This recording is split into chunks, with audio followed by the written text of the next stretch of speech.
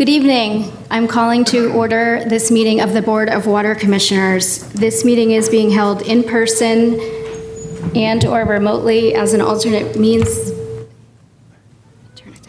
of public access pursuant to Chapter 2 of the Acts of 2025 and all other applicable laws temporarily amending certain provisions of the open meeting law.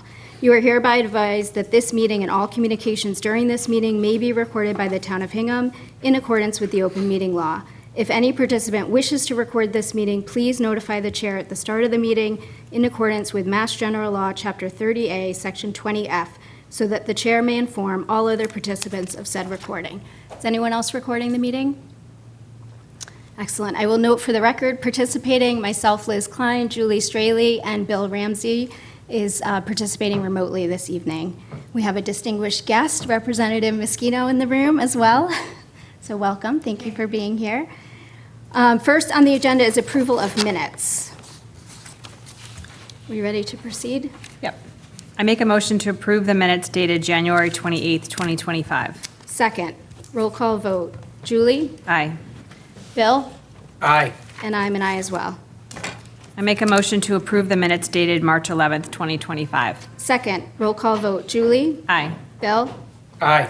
And I'm an aye as well. I make a motion to approve the minutes dated May 20th, 2025. Second, roll call vote. Julie? Aye. Bill? Aye. And I'm an aye as well. I make a motion to approve the minutes dated June 17th, 2025. Second, roll call vote. Julie? Aye. Bill? Aye. And I'm an aye as well. All passed. Thank you. Next on the agenda is to consider the agreement with Colonial Ford Corporation doing business as Colonial Municipal Group for a 2024 Ford T350 cargo van to be used by the Weir River Water System. We have Water Superintendent Russ Tierney and David with us. So in our FY26 capital budget, we did $235,000 for new assets. We are going with 2024 because it's on the lot. Unfortunately, we found that asset W6, which is a 2011 Chevy van with 123,000 miles on it, went for inspection as a cracked frame and a cracked front axle. So the truck is unsafe and unable to be used. So I did go out to quote from 3 different companies. 2 were responsive and 1 was not. The good news is the 2 responsive kind of battled with each other, and we got really good prices on both trucks. The second one's the same thing, but this one will replace asset W6. We expect to be about 8 years out of it, and the total price is $60,280. Okay, great. And this is covered by the capital Correct. budget? Yep. Okay, great. Julie, do you have any questions? No questions. Bill? No questions, thank you. Okay. Any questions from members of the public? Okay, ready to take a motion.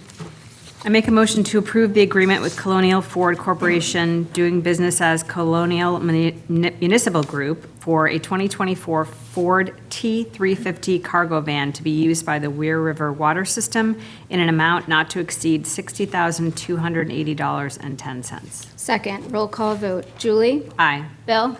Aye. And I'm an aye as well. Passes unanimously. Next on the agenda is to consider the agreement with Marco Ford Sales Incorporated for a 2025 Ford T250 cargo van to be used by the Weir River Water System. Same with the first one that we purchased, asset number W9, which is a 2013 Chevy van with 125,000 miles on it. This vehicle is deemed unsafe as we put it in for an inspection, and it had all rotted brake lines, had a cracked axle in the back, and a few other things. These vehicles were all owned by the previous owner, and I don't think were kept up in the way they should have been, but they also are 14 and 12 years old.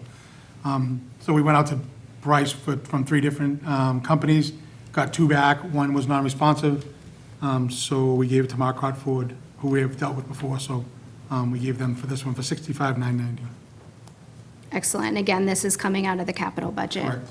And I see that the term is October. When are you expecting? Yeah, they both told me 6 to 8 weeks for both of them, so Okay, we should have them in no time. okay. David, did you want to add anything? The only thing that I'd like to add between all the vehicle purchases for tonight, all of them will be going through the auction cycle starting tomorrow. So I understand kind of the state of the vehicle, but it's worth something to somebody. Okay. So that will be going through starting tomorrow. Okay, great. Thank you Thank for making that point. Julie, any questions or comments? No, I'm just happy to hear that the old vehicles will go through the auction cycle, and that's good. Bill? No questions, thank you, Liz. Any questions or comments from members of the public? Okay, ready to take a motion? I'll make a motion to approve the agreement with Marcotte Ford Sales Incorporated for a 2025 Ford T250 cargo van to be used by the Weir River Water System in an amount not to exceed $65,990. Second, roll call vote. Julie? Aye. Bill? Aye. And I'm an aye as well. Passes unanimously. Next on the agenda is to consider the agreement with Apex Companies LLC by, We got a dump truck. oh, sorry. That's okay. Yep, I skipped the dump truck. To consider the agreement with Marcotte Ford Sales Incorporated for a 2024 Ford F-350 dump truck to be used by the Weir River Water System. So this year's budget was supposed to go towards a more robust repair vehicle that we're going to have to do main repairs and service line leaks and stuff like that. Because these other two vehicles are, well, I can say they're, deemed unable to be driven. We're going to have extra money in the budget, and we were going to buy an F-350 one-ton next year. So I pushed it to this year, so that next year I can now go back and get that emergency repair vehicle that we wanted for this year, because those two vans need to be replaced. So with that, we went out to bid to 3 vendors. Marcotte Ford came in about $8,000 less than the other bid, and the other one was non-responsive. This is not replacing anything. This is an added vehicle because it's needed for our crews when they carry hydrants and things like that. Right now, we're throwing them in our crane trucks, which is really doing a number on our crane trucks. So I want to bring in a vehicle that we can actually put our own materials in and transport them safely and less, abuse on the vehicle. So Okay, this is added to the fleet. got it. And this is also part of the capital budget. Correct, yep. What were you saying about the emergency vehicle for next year? So I had put in for about a $200,000 emergency vehicle, which would have pumps, materials, parts, supplies, all in the truck. It's a lot of companies, I should say, I know I'm going back to my old days, but a lot of towns have them where it has the bands, the wraparounds, sections of pipe, clamps, all right on the truck. So that our staff can go to a break, there'll be lights on it, compressors, jackhammers, so that this thing will allow them not to have to travel back and forth to get things and save us time and money in the process. So Okay, so you've pushed that to next year's this is capital next year to request? replace our current truck that's used for that. Okay. Does that expose us to any risk by delaying No, that? no, Okay. unless the other truck motor dies, but I'm not going to. Because that's the last, I believe that's the last really old truck we have in the fleet. After that one gets replaced, the oldest truck in the fleet, I think it'll be 2017, Okay, which is good. great. And is this also 6 to 8 weeks delivery? This one's actually closer. That was already built and on the lot, so I think I'm going to get it in about 2 or 3 weeks. Okay, great. Julie, any questions or comments? Nope, thank you. Bill? No questions, thank you. Any questions or comments from members of the public? Karen Johnson has her hair raised. Okay. Hi, Karen. Can you just state your name and address, please?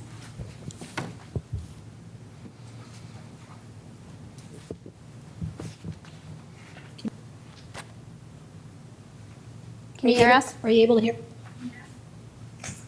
I can hear you. Great. Now we can hear you. Go ahead. Okay. Karen Johnson, 16 Berkeley Circle. Yeah, just quick question, Liz. You mentioned the capital budget.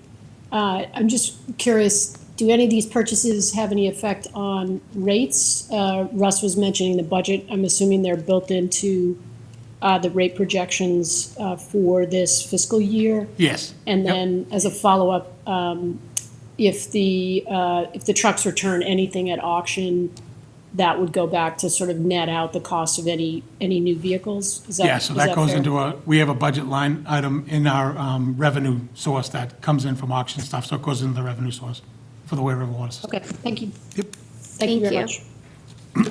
Thank you. Any other questions or comments? Okay, ready to take a motion.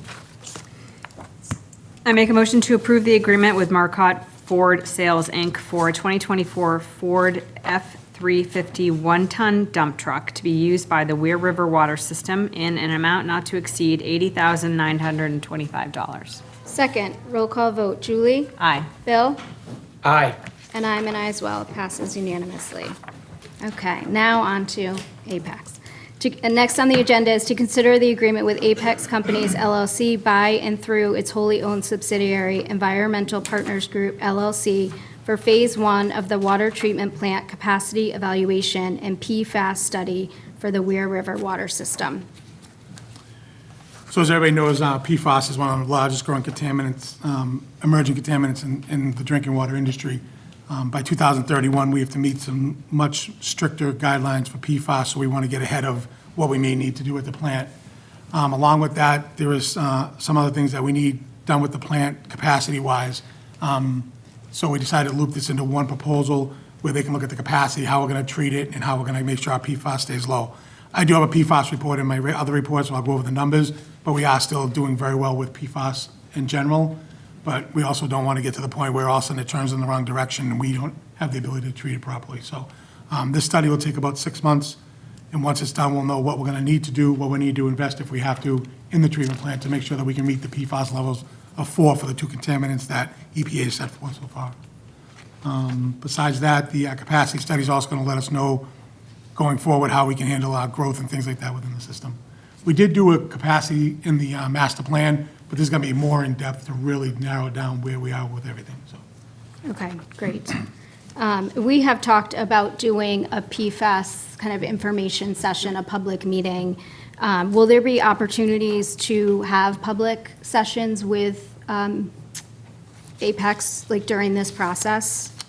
We could, but I think we should just do it. I don't think we need Apex to do that part of it. Okay, I started building a PowerPoint slowly, but then I built the PowerPoint for the other thing, so I'm going back to that next week, so I'll work on that. I'm hoping we can do it in September or October, because lets everybody finish the summer, and I think we have like a public meeting going over PFAS and a few other things that we want to bring to the public's attention. okay, great. Thank you for keeping that on the radar. No problem. It's certainly important to the community, and it's a priority for us to keep strict guidelines, kind of regardless of what's happening at the federal level, so. Just so anyone knows, if they're looking for what our PFAS results are, they are posted on our website. Yes, There's thank a you. graph and a chart, so.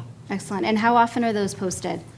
Just We so do them every people 3 know. months, every quarter, so then it takes about 2 months to get the results back, so they're about 5 months, I'll call it behind, but they're not really behind, so. Okay, but that's the Posted time last- lapse. Yeah, it's time lapse. Okay. Okay, thank you. April's results are up and posted right now. Great. Any questions, Julie? So the capacity evaluation is just evaluation of where we are with just general capacity of our system? Yeah, so to look at our raw water wells, getting water to the plant. One of the things we're talking about this year was the raw water lines might be tuberculated, so we're going to look into that. It's part of this study. There may be an addendum to this to do some more in-depth stuff on the raw water lines, because this was already done before we started discussing that. So I had Apex just do this, and then we may do an addendum to this to do a little more in-depth study on that. But they are going to look at the raw water lines. It just doesn't include cammering and things like that, so we'll see what we have to do once they do that. And then studying the PFAS. Yeah, the PFAS. Seems like a totally, oh, sorry, go ahead. Yeah, no, go ahead, it is. So one of the things we do right now is our system is built where it does take PFAS out because of our carbon system. But what it does, it depletes the carbon very quickly. So Darren and the staff really keep an eye on that. It might force us to change carbon more than we want to, so we want to look at, can we add to the system so that the carbon stays fresher longer? So that's what we're really looking at, and get it down. So right now, we have been below 4 the last couple rounds on the 2 that matter to EPA. Okay, so doing these 2 different kinds of studies at the same time, is this going to be, this deemed to be more efficient for Apex to work on It's this more all at the efficient same because time? they would have to look at capacity to see how we're going to treat it. Okay. So they would have to look at both anyways, so putting it together is much more efficient.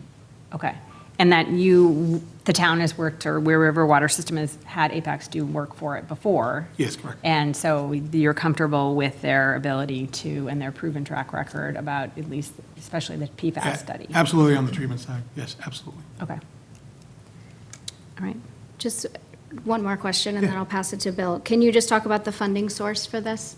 Yep, it was part of the, well, right now I have it in the capital budget. I Okay. did set aside money for the capital budget, but we did receive a settlement from a PFAS litigation that town council urged us, and we all agreed we should go for. We did receive that, and we are going to get a check for about, hopefully, $2 million in the next couple of weeks. So part of that, that's where this will definitely come from after that. Excellent. Great. Thank you.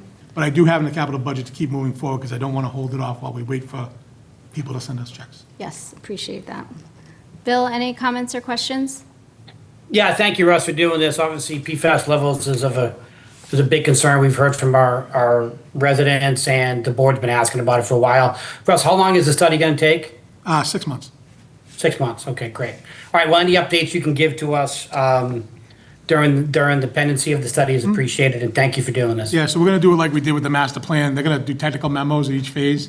So we will have technical memos at each phase, which is a great thing that Apex does, because they don't wait till the very end to give us a full report. They'll give us technical memos along the way, so that if we have funding, that we can do some of the stuff quickly and on, before we finish the report, we'll get it done.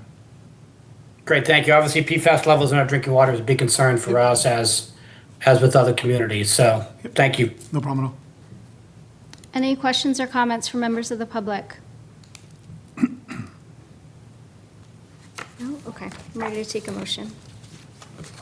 I make a motion to approve the agreement with Apex Companies LLC by and through its wholly owned subsidiary Environmental Partners Group LLC for Phase 1 of the Water Treatment Plant Capacity Evaluation and PFAS Study for the Weir River Water System in an amount not to exceed $180,940. Second, roll call vote. Julie? Aye. Bill? Aye. And I'm an as well. It passes unanimously. Thank you.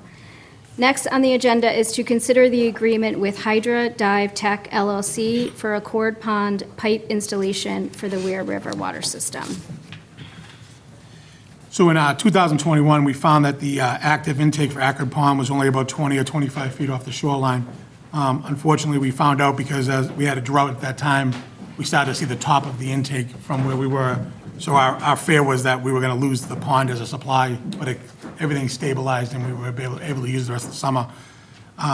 During the extent, So what it would do is if we kept it there, which we don't want to because it's too close to the shoreline, it also gives us not optimal raw water quality. A lot of people think that water quality is just the finished water, but raw water quality has a big impact on the plant. If we pull in raw water that's high turbidity and a lot of things that we need to treat for, we're spending more money and more time trying to treat that out. So we did a pilot study last year, 2 years ago, might be 2 years ago, where we took samples from different parts of the pond. We did some little pumping from the different parts of the pond. And we found a spot 400 feet out where the original intake was, but a little bit to the side, that has the highest quality water that we could find in the pond, and the PFAS numbers are lower. So that's why we want to put the intake back to the 400 original feet where it was way back in whenever it was built. Went through the process. Dave put it out to bid. We got 2 respondents. One respondent was much higher, but we are comfortable with the respondent that we got that we want to award the contract to because they're the ones that did the pilot study for us, and they know what their business is. Plus, if you do the math, it's 400 feet, and if you do a 12-inch line in the street, 400 feet of it's probably $500 per foot. So I doubled it, so I'm around 400,000, which is more than what they had. So my budget was 400,000. So I think they're well within budget to do this, and they're going to take care of it because they're very experienced in this type of work. Okay, and this is the project that we've been talking about going more towards the center of a cord pond. Yeah, and we right? kept having to push it off due to other things that came up, so I promised Darren I would get it done this year, so, because it's really going to help the plant a lot, pulling water from that part of the pond instead of right up against the shoreline. Great, okay. And the funding source for this is last year's capital? It's last year's capital, I had in last year's capital, so we just moved it to this year. Okay, great. In this, the copy I have at least says draft. Has this been signed by Hydra Dive? It has been signed. I Okay. have a signed contract. Okay, great. And just to touch on that quickly, at the same time, the contractor is in the process of receiving both the 5% bid deposit as well as the 50% payment bond as we speak. Okay. Do you want to just go over the payment terms for us? Yes. The length of the contract goes through, is anticipated through November 31. October 31. I'm sorry. That's okay. Yeah, October 31. And, let me see. I just want to make sure that I have it right.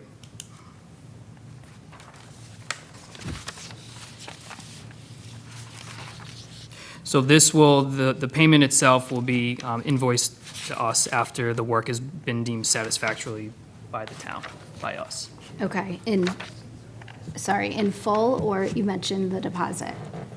So with this specific bid, the contractor has to have a 5% bid deposit, which they have, and then a 50% payment bond, which Okay. they are in the middle of getting right now. Okay. So before we send this off to them, a fully executed contract, we have to have that in hand. Okay. Yep. Okay, Julie, any questions or comments? I just have a general question, maybe you can answer now or get back later, but the draw from Accord Pond, is that consistent from year to year, or is it, do we have much fluctuation? No, in we the draw? usually run it anywhere from 1,000 to 1,500, is it? Darren? Yeah. So usually we run it right around the same. We don't want to pull too hard or too slow. So there's a balance with the plant. When you're pulling water into our plant, everything's adjusted accordingly. If you try to pull too much from Acre Pond, you may throw off the chemistry in the plant, which the operators are great at adjusting for, but you also don't want to do all that extra work. So we try to keep the same amount coming. Unless we have an issue, then we would change pace and go at it. So it's about 1,500 gallons a minute. Okay, and so you don't anticipate with this better draw, it's just the quality of the water, it's not changing the volume? It's the quality of water, it's not going to change the volume. Okay, thank you. But if we have an emergency, it will allow us to pull more without having the fear of dropping it below the intake. Got it, That's all. okay. Bill, any comments or questions? No questions. I spoke with Russ about this issue. I'm fully supportive. Thank you. Great. Any questions or comments from members of the public? Okay, seeing none, ready to take a motion? I make a motion to approve the agreement with Hydra Dive Tech LLC for the Accord Pond pipe installation in an amount not to exceed $248,000. Second, roll call vote. Julie? Aye. Bill? Aye. And I'm an aye as well. Passes unanimously. Thank you. Next on the agenda is Veolia and Water Superintendent update. Thank you, David. Thank you. Thank you, David. Hi, Mike. How are you? Good evening, how are you? Good. All right, on to our reports. So the PFAS levels, we're doing very well with PFAS levels. In April of 2025, we took our quarterly samples. The PFOS is supposed to be at 4 by 2031. We're at 3.1, which is a great number. PFPA by 2031 is supposed to be 4 also. We're at 3.7. And we're at 6.8 total. We're supposed to be under 20, which we're well under 20. So that's going well with us. We did have the proposal with Apex that we just approved, so we're going to start with that study right now.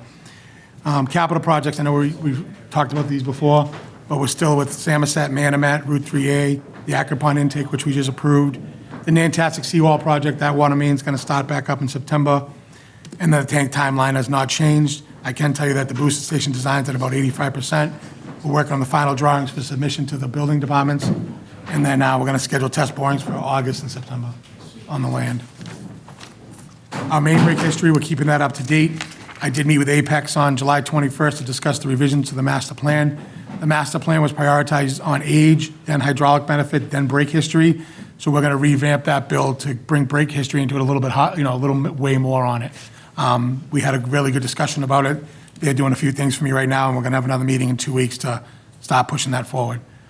As far as the drought management goes, we did put out a level 1 watering ban. I did modify it slightly so that people can have 2 days of watering. It seems to be we seem to be keeping up very well with it now.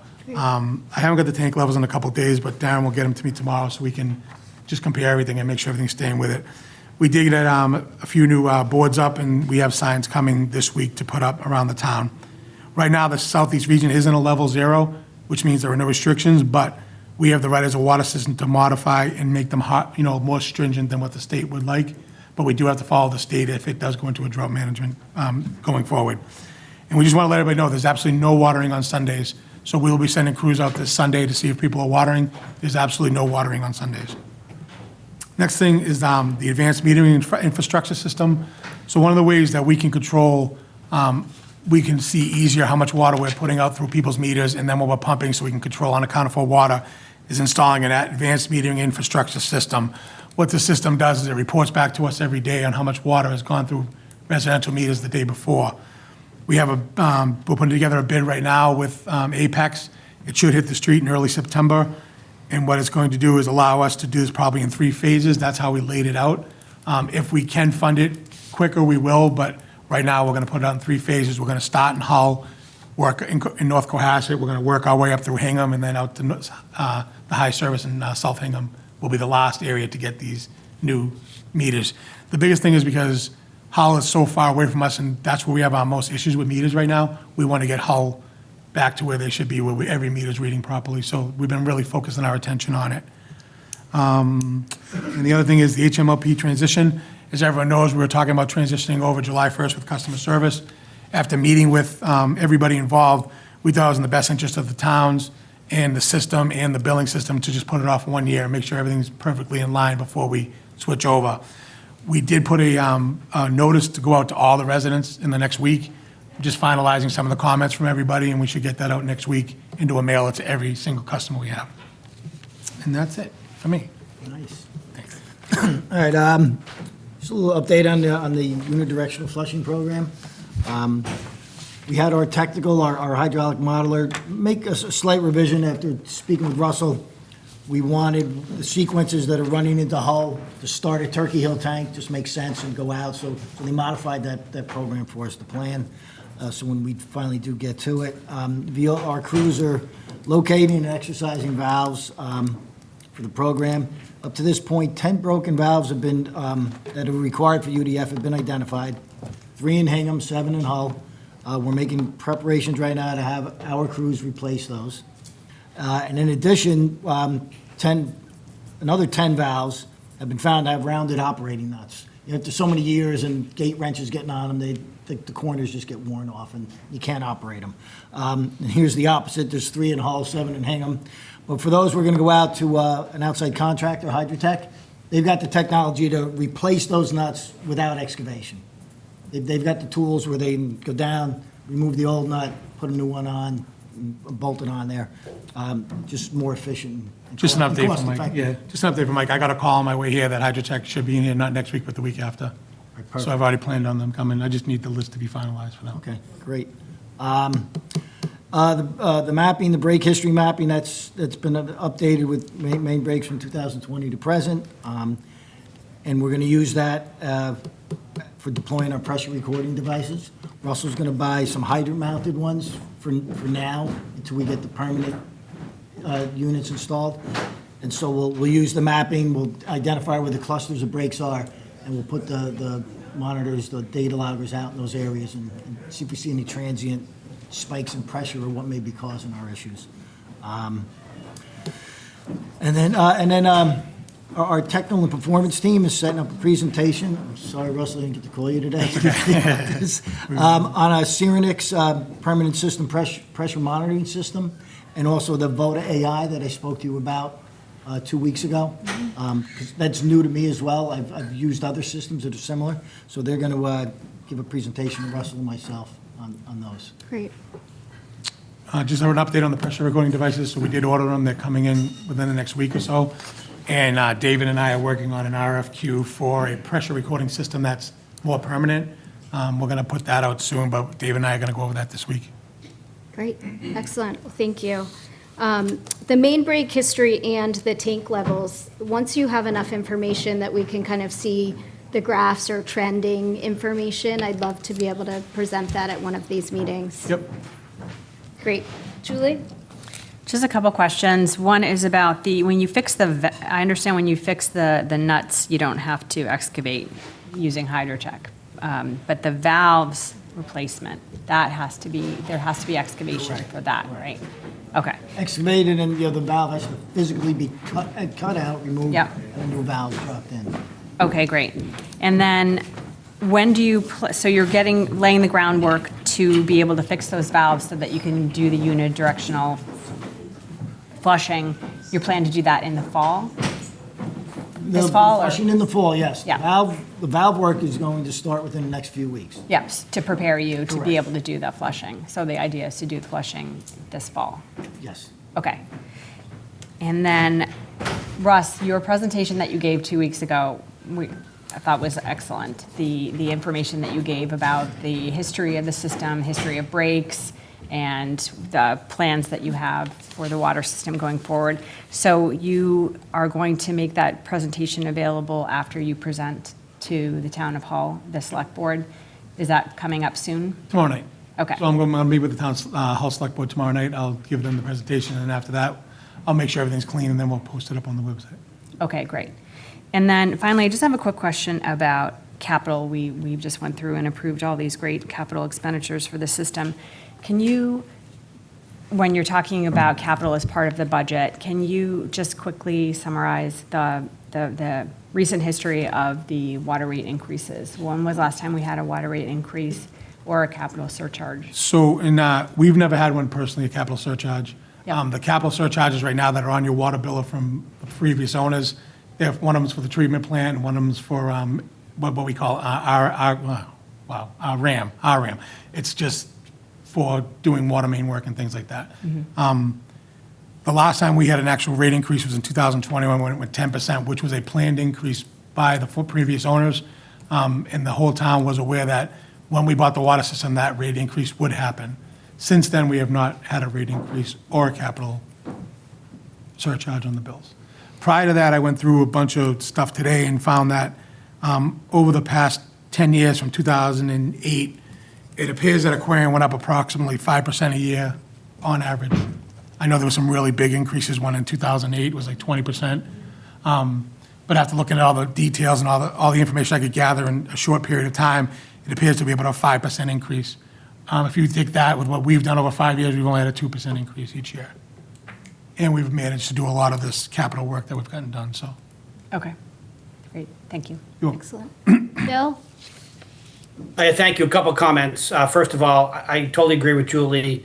Russ, if we could get that presentation up on our website that you did a couple weeks ago, I think that would be great for people to see that, review that, see where we are, why we're here. But I just want to thank you and Mike and Darren for being responsive to our concerns that we expressed at the last meeting. You know, the fact you're making progress on these valves that are older and need a repair is a great sign and step in the right direction. But I would also, like I said last meeting, I would encourage you to work as hard and as efficiently as you can during these warmer weather months to get out in front of the fall and the cold weather when we typically see more water main breaks and valve issues. So thank you for being responsive to us. Thank you for taking these steps in the right direction. And I feel like we're moving forward. So thank you for that. Yeah, just so everyone knows, we are bringing in extra crews and subbing some of the other work out so that we can keep the Veolia staff focused on the valves and some of the things we need done for the flushing. So we do have a couple minor, I'll call them replacements. They're short 120, 200-foot runs. We without guys pricing and everything, so we're going to put those to other contractors for now.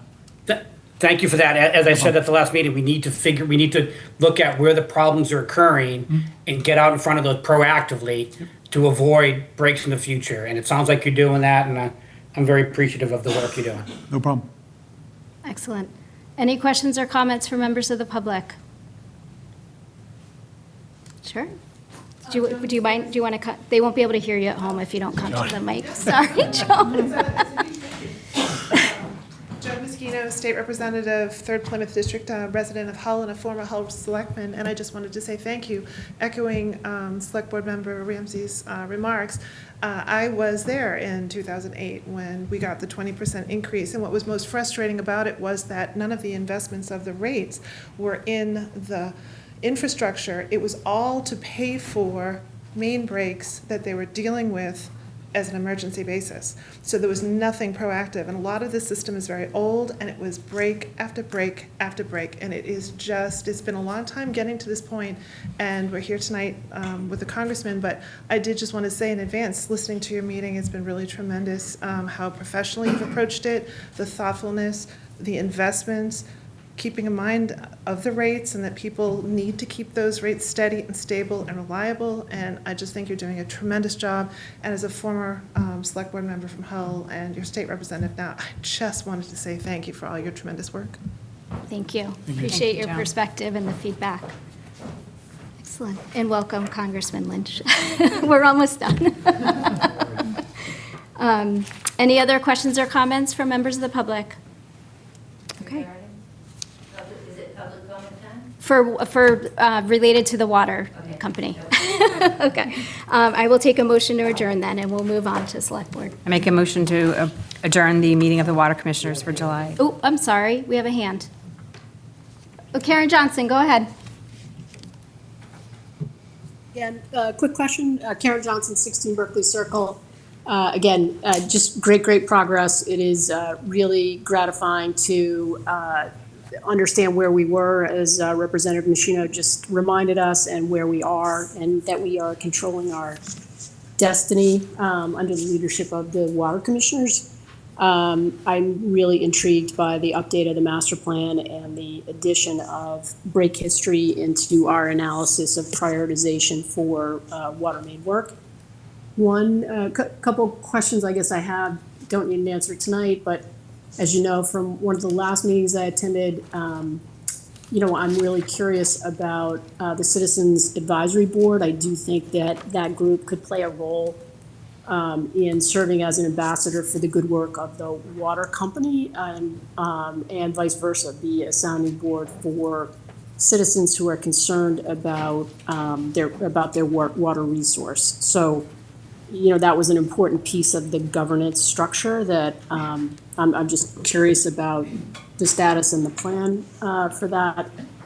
And in tandem with that, just the involvement of that group in the rate-setting process. When I was at the meeting a little bit ago, I raised that question with Russ because, again, transparency and public involvement were really at the heart of the governance structure that we proposed to town meeting.